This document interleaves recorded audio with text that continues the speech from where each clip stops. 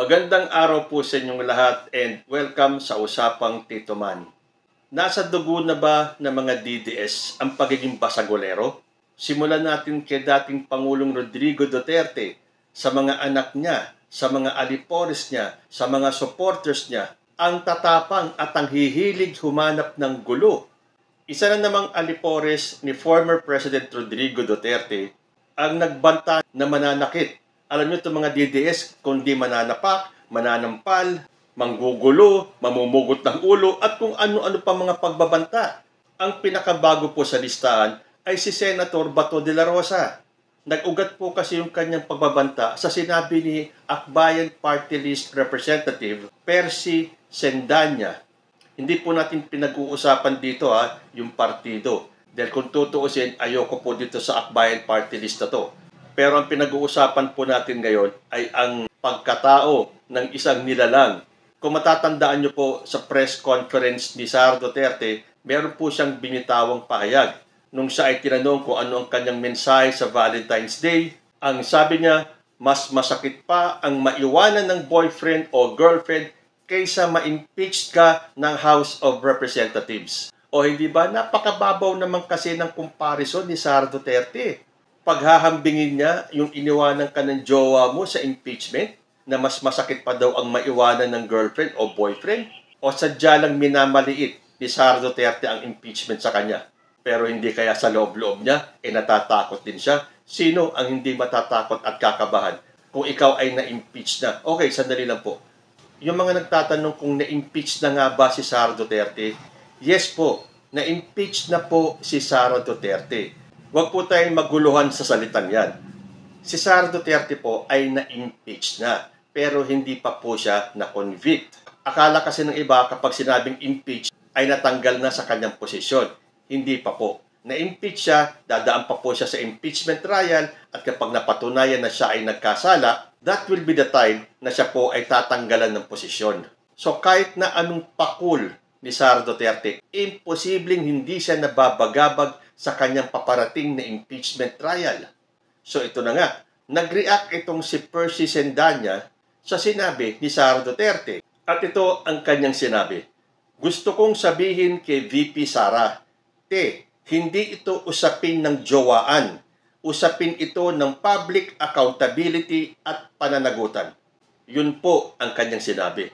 Pero naging hostile naman agad ang reaksyon ni Senator Bato de la Rosa nung sinabi niyang, yang mukha mo, sinapak ng di natin alam kaya ngiwi. Lumapit ka nga dito kasi sasapakin kita sa kabilang mukha mo para balanse. Ang hindi alam nitong si Bato de la Rosa ay stroke survivor itong si Percy Sendanya kaya ngiwi, o sabihin na natin tabingi ang kanyang mukha. Meron din niyang pahayag itong si Baste Duterte nung sinabi niyang tabingi kasi mukha, kaya affected sa usapang jowaan. Tingnan niyo sila, no? Masyado silang personal umatake. Mula kay dating Pangulong Rodrigo Duterte down to the supporters. Tingnan ninyo ang mga post ng mga DDS. Puro personalan. Parang wala silang ibang maibato, kundi ang mamersonal. Ito ang ginawa ni Senator Bato de la Rosa. Sasapakin daw niya itong si Percy Sendanya para daw maging balanse ang kanyang muka. So talaga palang naka-ingrain sa buhay ng mga DDS ang culture of violence. Sa buong kampo ng mga Duterte, nandyan po ang violence. Hindi po mawawala yan. Nag-ugat naman lahat ng yan yung culture of violence nila mula sa kanilang pinuno na si former President Rodrigo Duterte. Hindi nga ba't inamin na ni Duterte na marami na siyang pinatigok?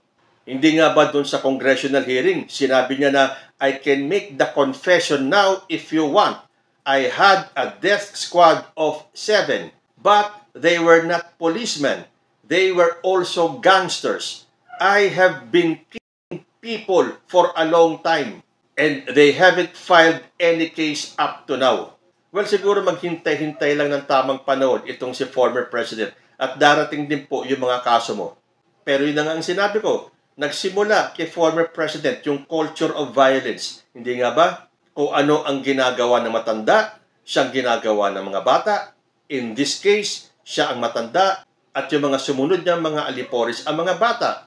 Natatandaan ninyo nung binantaan ni Baste Duterte si General Torre nung sinabi nito na ang sarap sampalin itong tao na to.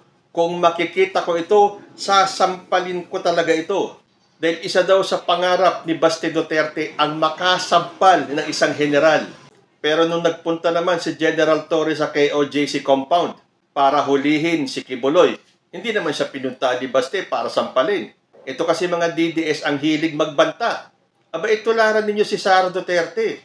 Hindi nga ba't may sinapak si Sara Duterte nung siya ay mayor pa ng Davao? Sinapak niya yung isang sheriff na ginagawa lamang yung kanyang trabaho. At yan ay nung mayor pa lang, si Sara Duterte. Pero ngayon vice president na siya. Hindi nga ba't inimagine pa niya na pupugutan niya ng ulo si President Bongbong Marcos? To the point na pinagbantaan niya ang buhay ng ating presidente, ni First Lady Lisa at ni House Speaker Martin Romualdez. Sa mga aliporis naman ni Duterte, itong senatoriable na si Philip Salvador noong 2019, nung patuloy na binabatikos si then President Rodrigo Duterte. Ang sabi niya, ginagawa naman ng Pangulo natin ang lahat para sa ikabubuti ng bansa, para sa ikabubuti ng bawat Pilipino, pero binabatikos pa rin siya. Sa inyong lahat na bumabatikos, mamatay kayong lahat. O, ngayon, ganyan din naman ang sinasabi ng mga pro-BBM, di ba? Ang pagtatanggol ng mga pro-BBM. Ginagawa naman ng Pangulo natin ang lahat para sa ikabubuti ng bansa, para sa ikabubuti ng bawat Pilipino, pero binabatikos pa rin siya ng mga DDS. Pero hanggang doon na lang. Pero hindi po natin sasabihin na sa inyong lahat na DDS na bumabatikos kay PBBM, mamatay kayong lahat. Hindi po. Ang sasabihin po namin, God bless you all. Sino pa? Si Glenn Chong. Ito naman ang kanyang sinabi. Yan ang pag-aakala ni Lisa Marcos na lahat ng Pilipino ay luluhod sa kanya para magkaroon ng posisyon.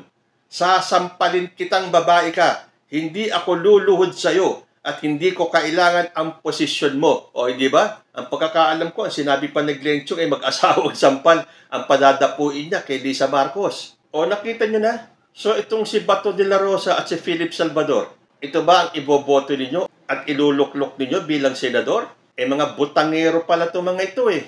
O magpapahuli ba ang mga DDS supporters? Hindi ba sabi nila, pag hinuli daw si Kibuloy, magkakagulo. Ngayon naman, kapag na-impeach daw si Sara Duterte, magkakagulo din. O na-impeach na si Sara Duterte, bakit hindi pa kayo magkagulo? Sa bagay, ilang beses naman na kayo nag-rally, wala namang nangyari. Tapos ngayon, pinagmamalaki nyo at inaari nyo yung rally ng Iglesia ni Cristo na para suporta kay Sara Duterte. Hindi ba't pinananakot pa ito ni Pulong Duterte ngayon kay President Bongbong Marcos? Yun daw milyones na nag-attend ng rally ng INC. Anong ibig sabihin ni Pulong Duterte? Susugod ang mga miyembro ng INC sa EDSA o sa Malacanang para pababain si President Bongbong Marcos? So nakita ninyo yung pattern, yung sinasabi kong culture of violence ng mga Duterte. From former President Rodrigo Duterte hanggang sa mga anak, hanggang sa mga alipores, hanggang sa mga supporters. Nananalaytay po at dumadaloy sa kanilang dugo ang pagiging violente. Pero bakit nga ba tabingi ang mukha ni Percy Sendanya? Ito po ang kanyang paliwanag. Tabingi ang mukha ko dahil ang baklang ngiwi na ito ay stroke survivor. Yakap na mahigpit sa mga kapwa ko stroke survivor. So sa takot ni De La Rosa na mawalan ng boto, dahil sigurado ako sa ginawang ito ni De La Rosa, maliligwak na siya ng tuluyan sa top 12. Namimiligro na nga ang kanyang kandidatura bilang senador Aandap-andap na nga siya sa mga survey. Tapos ganito pa ang asta niya. So nakonsensya naman si Bato. Nakonsensya ba o natakot na mawalan ng boto? Nag-apologize naman po siya. Ang sabi niya, I apologize for what I said and did, particularly in failing to see the bigger picture. My apologies to Congressman Percy Sendanya for my offensive comments on his person. I wish him good health. I make no excuses and I take full responsibility for the hurt my words have caused. Well, malamang tatanggapin niya ni Percy Sendanya. Apology will be accepted, but the damage has been done. Hindi lang po kay Percy Sendanya, kundi sa mga kapwa stroke survivors dito. Sa susunod kasi, kumbaga sa internet, sinasabi natin, think before you click. Ganun din dapat sa totoong buhay. Bago kayo manghusga, alamin nyo muna ano pinagdadaanan ng tao. Hindi yung dakdak na lang kayo ng dakdak para lang masabing mga matatapang kayo, na kayo ay mga botangero at botangera, na mga basagolero at basagolera kayo. Akala nyo ba, kinatataas ng pagkatao nyo yan? Definitely not. Mas lalo pang bumababa ang tingin sa inyo ng majority ng mga Pilipino na ayaw ng gulo, because we are a peace-loving people at ayaw po natin na mga taong nang iinsulto ng kapwa nila na akala mo ay mga perpekto sila. Na yan ang tingin ng mga DDS sa mga sarili nila. From former President Rodrigo Duterte, down to the children, down to the alipores, down to the supporters. Akala nila perpekto na sila.